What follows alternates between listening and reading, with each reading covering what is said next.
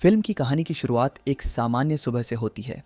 Philadelphia शहर में रहने वाला जेरी लेन, जो पहले संयुक्त राष्ट्र के लिए काम कर चुका है, अब अपने परिवार के साथ एक शांत जीवन जी रहा होता है। उसकी पत्नी करिन और उसकी दो बेटियां रेचल और कोनी उसकी पूरी दुनिया होती है। सुबह सब कुछ सामान्य लगता है। शहर में ट्रैफिक है, लोग अपने काम पर जा रहे हैं, रेडियो पर हल्की फुल्की खबरें चल रही हैं। लेकिन यह शांति बहुत ज़्यादा देर तक नहीं रहती। अचानक ट्रैफिक के बीच अफरा तफरी मच जाती है। लोग चिल्लाने लगते हैं, गाड़ियां टकराने लगती हैं। एक ज़बरदस्त धमाका होता है। जेरी समझ नहीं पाता कि आखिर हुआ क्या है। बाहर निकलते ही वह देखता है कि लोग एक दूसरे पर जानवरों की तरह हमला कर रहे हैं। कुछ ही सेकंड में इंसान हिंसक और बेकाबू हो रहे हैं। जेरी जल्दी से अपने परिवार को कार में बैठाता है और वहां से निकलने की कोशिश करता है। रास्ते में वह देखता है कि जिन लोगों पर हमला हुआ है वे कुछ ही पलों में खुद हमलावर बन जाते हैं। ये कोई आम बीमारी नहीं लगती, ये बेहद तेजी से फैल रही होती है।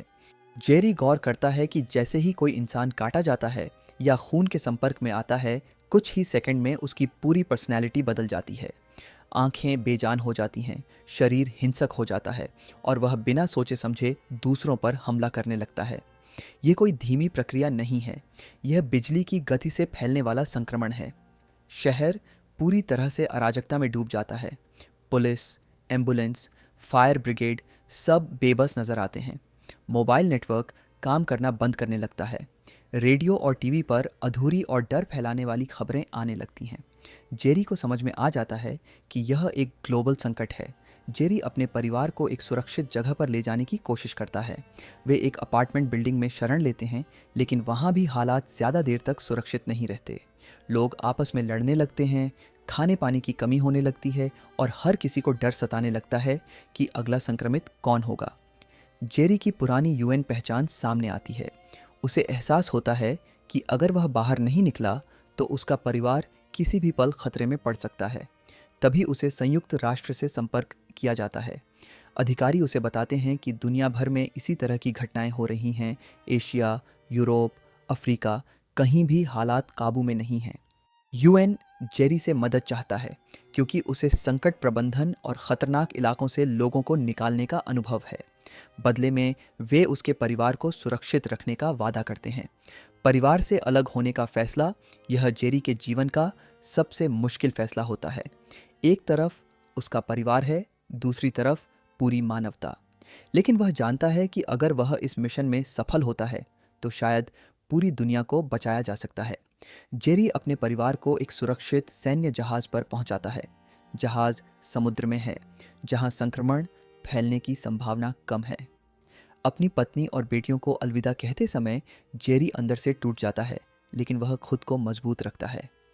मिशन की शुरुआत जेरी को बताया जाता है कि वायरस के स्रोत और उसके फैलने के तरीके को समझना बेहद ज़रूरी है।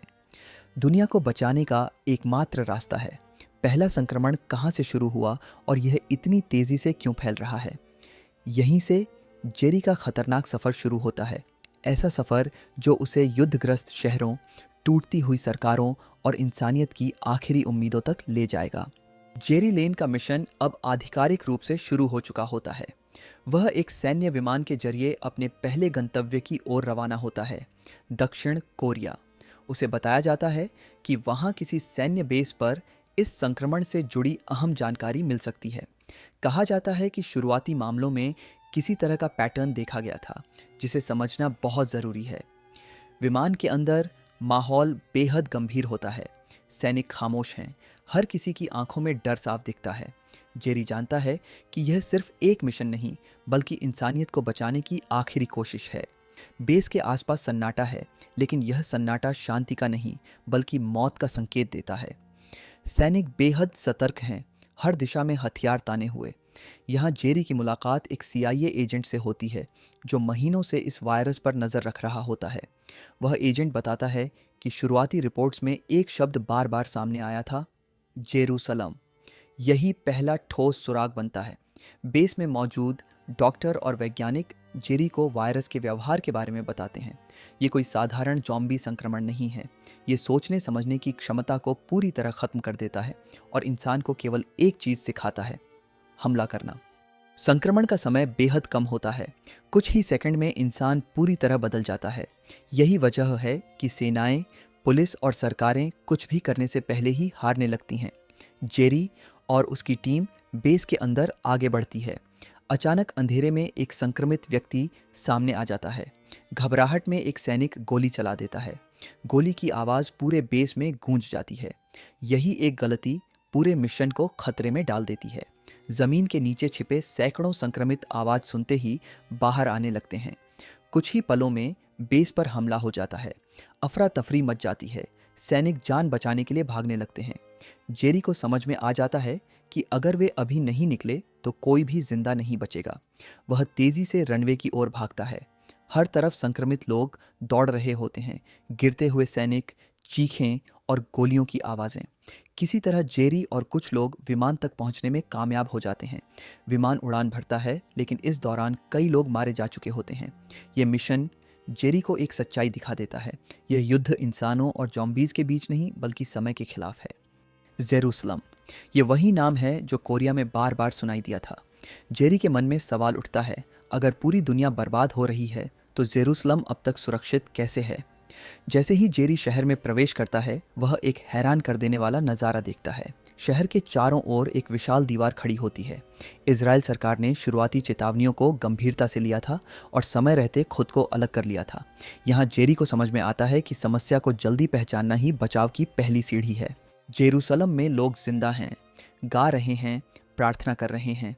यह दृश्य जेरी को उम्मीद देता है कि शायद इंसानियत अब भी पूरी तरह ख़त्म नहीं हुई है। लेकिन यह उम्मीद ज़्यादा देर टिकती नहीं। भीड़ की आवाज़, खुशी और गानों की गूंज, ये सब संक्रमितों को आकर्षित कर लेती है। दीवार के बाहर जमा जॉम्बी एक दूसरे पर चढ़कर दीवार पार करने लगते हैं। यह एक भयावह दृश्य होता है। कुछ ही पलों में वह मजबूत दीवार भी बेकार साबित होने लगती है। जेरूसलम, जो अब तक सुरक्षित था, अब गिरने लगता है। जेरी किसी तरह जान बचाकर भागता है, लेकिन इस दौरान वह गंभीर रूप से घायल हो जाता है। उसे समझ में आता है कि दुनिया को बचाने का रास्ता अब और भी मुश्किल हो गया है। जेरूसलम की मजबूत दीवार गिर चुकी होती है। शहर, जो कुछ देर पहले तक इंसानियत की आखिरी उम्मीद लग रहा था, अब पूरी तरह अराजकता में बदल जाता है। हर तरफ चीख पुकार, भगदड़ और मौत का नंगा नाच होता है। संक्रमित लोग बिना रुके हर उस इंसान पर हमला कर रहे होते हैं जो उनकी नज़र में आता है। जेरी लेन, जो पहले ही घायल हो चुका होता है, किसी तरह खुद को संभालते हुए भागने की कोशिश करता है। भागते समय जेरी की मुलाकात एक इजरायली सैनिक महिला से होती है। वह अकेली नहीं डरती, बल्कि हालात को समझकर आगे बढ़ती है। दोनों एक दूसरे की मदद करते हुए सुरक्षित स्थान की तलाश करते हैं। ये साथ ज़्यादा पुराना नहीं होता, लेकिन इस संकट में भरोसा ही सबसे बड़ा सहारा बन जाता है। जेरूसलम की गलियों में हर मोड़ पर मौत खड़ी होती है। गोलियों की आवाज़ गूंज रही होती है, लेकिन संक्रमितों की संख्या लगातार बढ़ती जाती है। किसी तरह दोनों एक हेलीकॉप्टर तक पहुंचते हैं। हेलीकॉप्टर हवा में उड़ता है, लेकिन नीचे जेरूसलम जल रहा होता है। वह शहर जो कभी सुरक्षित था, अब सिर्फ एक और तबाह शहर बन चुका होता है। हेलीकॉप्टर उन्हें एक सुरक्षित स्थान की ओर ले जाता है, जहां अभी भी वैज्ञानिक और डॉक्टर इस वायरस पर काम कर रहे होते हैं। जेरी अब एक मेडिकल रिसर्च फैसिलिटी में पहुंचता है। यहाँ अलग अलग देशों के डॉक्टर और वैज्ञानिक मिलकर वायरस का इलाज खोजने की कोशिश कर रहे होते हैं, लेकिन सच्चाई कड़वी होती है। अब तक कोई भी वैक्सीन या इलाज कामयाब नहीं हुआ है। जेरी ध्यान से सब कुछ देखता और सुनता है। वह एक बात नोटिस करता है जो बाकी लोग शायद नज़रअंदाज कर रहे होते हैं। जेरी को याद आता है कि उसने कई जगह देखा था, संक्रमित लोग हर इंसान पर हमला नहीं कर रहे थे। कुछ लोग ऐसे भी थे जिन्हें जॉम्बीज ने नज़रअंदाज कर दिया था। वह सोचने लगता है, आखिर ऐसा क्यों? वह वैज्ञानिकों से पूछता है और पुराने वीडियो फुटेज देखने लगता है। धीरे धीरे एक चौंकाने वाला पैटर्न सामने आता है। संक्रमित लोग कमज़ोर या बीमार इंसानों पर हमला नहीं कर रहे थे। यह खोज किसी चमत्कार से कम नहीं होती। जेरी समझ जाता है कि यह वायरस केवल स्वस्थ शरीर को ही अपना लक्ष्य बना रहा है। जो पहले से किसी बीमारी से ग्रसित हैं, वे इसके लिए अनाकर्षक होते हैं। इसका मतलब यह होता है कि अगर इंसान खुद को अस्थायी रूप से बीमार बना ले, तो शायद वह इस वायरस से बच सकता है। लेकिन इस थ्योरी को साबित करने के लिए सबूत चाहिए, और सबूत पाने का तरीका बेहद खतरनाक है। जेरी खुद पर प्रयोग करने का फैसला करता है। वह एक जानलेवा लेकिन नियंत्रित बीमारी का इंजेक्शन लेने को तैयार हो जाता है। यह एक ऐसा जोखिम होता है जिसमें ज़रा सी भी गलती मौत बन सकती है। वैज्ञानिक हिचकिचाते हैं, लेकिन जेरी जानता है कि समय बहुत कम है। वह इंजेक्शन लेता है और खुद को संक्रमितों के सामने जाने के लिए तैयार करता है। कुछ पल बेहद डरावने होते हैं। संक्रमित लोग उसके पास आते हैं, वे उसे नज़रअंदाज करके आगे बढ़ जाते हैं। सच्चाई सामने आती है, जेरी की थ्योरी सही साबित होती है। ये वायरस एक शिकारी की तरह काम करता है, जो सिर्फ मजबूत शिकार को ही चुनता है। कमज़ोर शरीर उसके लिए बेकार होता है। ये खोज पूरी दुनिया के लिए एक नई उम्मीद बन जाती है, लेकिन खतरा अब भी टला नहीं। रिसर्च फैसिलिटी में मौजूद वैज्ञानिक समझ जाते हैं कि अगर यह जानकारी सही तरीके से फैल गई तो इंसान ज़ॉम्बी वायरस से खुद को बचा सकता है। लेकिन सवाल यह होता है, कैसे? जेरी को बताया जाता है कि इस थ्योरी को लागू करने के लिए विशेष वायरस सैंपल्स चाहिए, जिनसे एक सुरक्षित कैमोफ्लाज इंजेक्शन बनाया जा सके। ये सैंपल्स एक अत्यधिक सुरक्षित लैब में रखे होते हैं, जो अब संक्रमित क्षेत्र में बदल चुकी होती है। ये मिशन आत्मघाती जैसा होता है। उस लैब तक पहुंचने का मतलब होता है सीधे ज़ॉम्बीज़ के इलाके में जाना। कोई भी गलती सीधे मौत का कारण बन सकती है। जेरी जानता है कि अगर वह यह नहीं करेगा तो शायद पूरी दुनिया खत्म हो जाएगी। वह फिर से आगे बढ़ने का फैसला करता है, भले ही उसका शरीर अभी भी कमज़ोर होता है। लैब एक विशाल सन्नाटे से भरी इमारत होती है। हर कदम पर मौत छिपी होती है। यहाँ शोर मचाने का मतलब होता है दर्जनों संक्रमितों को बुला लेना। जेरी धीरे धीरे आगे बढ़ता है। एक भी आवाज़ नहीं, सिर्फ दिल की धड़कनें और सांसों की हल्की आवाज़। एक छोटी सी चूक और सब खत्म। एक जगह जेरी का ध्यान भटकता है और एक संक्रमित अचानक सामने आ जाता है। जेरी किसी तरह खुद को संभालता है और बिना आवाज़ किए आगे बढ़ता है।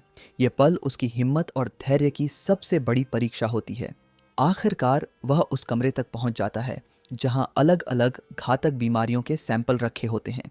हर सैंपल मौत जैसा खतरनाक होता है, लेकिन यही मौत अब इंसानियत की ढाल बन सकती है। जेरी सावधानी से सैंपल चुनता है, ऐसा वायरस जो नियंत्रित किया जा सके और अस्थायी बीमारी पैदा करे। जैसे ही वह लौटने की कोशिश करता है, उसकी मौजूदगी का पता चल जाता है। संक्रमित उसकी ओर बढ़ने लगते हैं। चारों तरफ खतरा होता है। जेरी भागता नहीं, बल्कि खुद को शांत रखता है। वह जानता है कि डर और जल्दबाजी सबसे बड़ी दुश्मन है। किसी तरह वह लैब से बाहर निकलने में कामयाब हो जाता है। अब अगला कदम होता है इस जानकारी को दुनिया तक पहुंचाना। बचे हुए सैन्य नेटवर्क और मेडिकल टीम्स के जरिए यह संदेश फैलाया जाता है। ये कोई इलाज नहीं होता, बल्कि एक सुरक्षा कवच होता है। इंसान खुद को अस्थायी रूप से बीमार बनाकर ज़ॉम्बीज़ से बच सकता है। जब वह अपनी पत्नी और बेटियों को फिर से देखता है तो वह पल बेहद भावुक होता है। इतने लंबे समय बाद मौत और तबाही के बीच परिवार का साथ उसे यह एहसास दिलाता है कि उसने यह सब क्यों किया। अंत, लेकिन पूरी जीत नहीं। कहानी यहीं ख़त्म होती है, लेकिन युद्ध अब भी जारी रहता है। ज़ॉम्बीज़ अब भी मौजूद हैं, ख़तरा अब भी है, लेकिन अब इंसान अकेला नहीं है। अब उसके पास उम्मीद है।